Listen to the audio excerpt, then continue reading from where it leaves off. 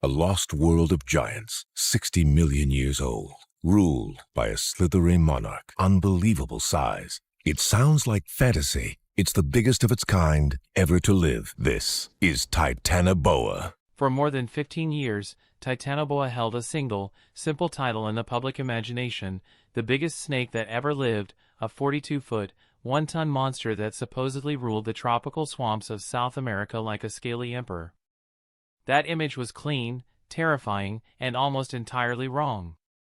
New fossil evidence, a rediscovered skull, a rival serpent unearthed on the other side of the planet, and a deeper understanding of prehistoric climate have quietly dismantled almost everything we thought we knew about this animal: what it looked like, how it hunted, where it actually lived, and why it vanished so completely from the face of the earth. What's left standing is a creature far stranger, far more specialized, and in some ways far more unsettling than the land-crushing super anaconda of documentaries and museum dioramas. To understand how wrong we were, we have to go back to the dusty, machine-scarred coal pits of northern Colombia, where this story actually began. The Sarajan mine in La Guajira, Colombia, is one of the largest open-pit coal operations on the planet, a place built entirely around extracting fuel, not fossils. In the early 2000s, a small team of paleontologists started working the exposed rock layers on the margins of the mine, hoping to find evidence of ancient plants and the tropical rainforest that once stood there some 60 million years ago. With the great reptilian predators of the Mesozoic gone, a power vacuum opened up in tropical ecosystems, and for a brief and extraordinary window, cold-blooded giants, not mammals, rushed in to fill it. The moment the discovery became public, Titanoboa was instantly branded a super anaconda, a land-roaming monster imagined slithering through the underbrush and crushing anything unlucky enough to cross its path. Because no skull had yet been recovered, scientists were forced to reconstruct its behavior largely by analogy, comparing it to the modern anaconda and assuming it behaved the same way, just scaled up to nightmare proportions. Add to that a Paleocene climate that appeared to be dramatically hotter than today's, and the resulting narrative wrote itself: a colossal, ground-based apex predator, powered by relentless tropical heat, ruling the forest floor by brute force. That story stuck for years. It made for great television and even better nightmares. But it was built on incomplete evidence, and as more of the skeleton emerged from Sarajan, cracks began to show in the super anaconda myth. The first blow came from basic physics. When researchers modeled Titanoboa's body using biomechanical simulations, the land-dwelling version of the animal simply didn't hold up. A legless creature weighing close to a ton would have faced enormous problems moving efficiently on dry ground. More critically, its own mass would have placed severe strain on its internal organs and circulatory system without the support of water. Pumping blood against gravity across a body of that length is a serious engineering problem for any animal, let alone one without limbs to help manage blood flow. Formal taxonomic analysis places Titanoboa sarajanensis firmly within the family Boidae, in the subfamily Boini, making it a true boa, more closely related to boa constrictors than to anacondas at all. The superanaconda label, catchy as it was, misrepresented the animal's actual lineage from the start. The clearest correction of all came when fragments of an actual Titanoboa skull were finally recovered, a genuine rarity, since snake skulls are delicate, loosely connected structures that rarely survive the fossilization process intact. Those fragments changed the entire behavioral picture. The teeth were not the blunt, generalized teeth you'd expect from an animal built to crush and constrict any prey unlucky enough to wander by. Instead, they were thin, sharply hooked, and clearly specialized for grabbing and holding slippery prey, the dental signature of a dedicated fish-eater, or piscivore. The Sarajan ecosystem was teeming with giant lungfish and armored catfish, and Titanoboa's recurved teeth would have functioned like biological hooks, snagging scaly, slippery targets and preventing them from wriggling free once caught. Its jaw architecture told the same story. Rather than fused, rigid bones, its skull relied on flexible ligament connections that allowed the jaw to expand dramatically, letting the snake swallow prey that looked far too large to fit down its throat, a hallmark of an ambush predator that engulfs rather than chases. In 2024, paleontologists Debajit Dutta and Sunil Bajpai of the Indian Institute of Technology Roorkee published a formal description, in the journal Scientific Reports, of 27 fossilized vertebrae recovered from the Penandro lignite mine in Kutch, Gujarat, bones that had actually been pulled from the ground back in 2005 and initially misidentified, once again, as belonging to a large crocodilian. Careful reanalysis revealed they instead belonged to a previously unknown species of enormous snake, which the team named Vasuki indicus, after the serpent king coiled around the neck of the Hindu deity Shiva. Based on comparisons with living and extinct boas and pythons, the researchers estimated Vasuki's total body length at somewhere between roughly 36 and 50 feet, potentially rivaling or even exceeding Titanoboa in maximum size, though the authors themselves have cautioned that these figures carry real uncertainty since no complete skeleton has been recovered. Vasuki lived around 47 million years ago, during the Middle Eocene, roughly 13 million years after Titanoboa's reign in Colombia had already ended. Despite the surface-level similarity, both enormous, both cold-blooded, both found by accident in coal or lignite mining operations, the two animals are not close relatives. Titanoboa belongs to Boidae, while Vasuki belongs to an entirely separate, now extinct family called Matsoidae, meaning their shared gigantism is best explained by convergent evolution, two unrelated lineages, isolated by an ocean and millions of years, independently arriving at similarly monstrous body plans under similarly extreme conditions.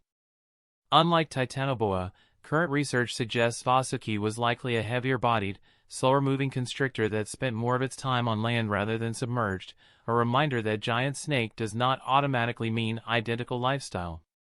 What ties both animals together isn't shared ancestry, it's shared climate. Snakes are ectotherms, meaning their body temperature and metabolic rate are dictated almost entirely by their surrounding environment rather than generated internally the way a mammal's is. To support a body plan as extreme as Titanoboa's or Vasuki's, the environment itself had to run hot, and the fossil and geochemical evidence from both the Paleocene in Colombia and the Eocene in India indicates exactly that, tropical mean annual temperatures well above anything found in equivalent regions today. Extreme size actually becomes an advantage under those conditions, because a larger body loses heat more slowly than a smaller one, giving a giant ectotherm a kind of thermal inertia that keeps it active and metabolically functional even as temperatures dip slightly. But there's a ceiling built into the physics of scaling. As an animal's length increases, its volume grows much faster than its surface area, meaning a snake that gets too large in too hot an environment risks overheating from the inside, unable to shed excess heat fast enough through its skin. Water solves that problem elegantly, acting as a natural heat sink, which is part of why the semi-aquatic lifestyle now attributed to Titanoboa makes so much physiological sense. It wasn't just a hunting strategy, it was thermal survival. Titanoboa didn't have saragen swamps to itself, either. This was a genuinely hostile environment even for the apex predator at the top of it, a dense, shadowed, waterlogged rainforest where competition for food and territory never really let up, and where juvenile Titanoboas, already an impressive 10 feet or so at birth, still had to survive a world full of hungry adult crocodilians before they had any chance of reaching their full size. The reign of these giants didn't end because of a rival predator or a sudden catastrophe, it ended because the planet's thermostat shifted. As the exceptionally hot Paleocene gradually gave way to the still warm but cooling Eocene, the narrow climatic window that made gigantic ectotherms viable began to close. A relatively modest drop in average temperature can be catastrophic for a cold-blooded animal that large, slowing metabolism, reducing hunting efficiency, and shrinking the margin for error in an already competitive ecosystem. At the same time, the inland waterways that had made saragen swamp habitat possible began retreating, replaced by drier forest environments less suited to a body plan built around submersion. Warm-blooded mammals, meanwhile, were becoming increasingly successful and diverse, better equipped to remain active regardless of ambient temperature, which put them in direct competition for resources and, potentially, made them a threat to snake nests and hatchlings. There's a frustrating, poorly documented gap in the fossil record covering the exact window in which giant snakes disappeared from South America, but the broader pattern is clear. These animals didn't gradually shrink into modern anacondas, as pop culture sometimes assumes. They hit an evolutionary dead end tied directly to a body size that could no longer be supported once the climate cooled. Curiously, Vasuki in India appears to have persisted for millions of years after Titanoboa's South American lineage had already vanished, a discrepancy that researchers suspect may be tied to regional differences in how long tropical warmth lingered as the Indian landmass continued its collision with Eurasia. None of this is purely academic history.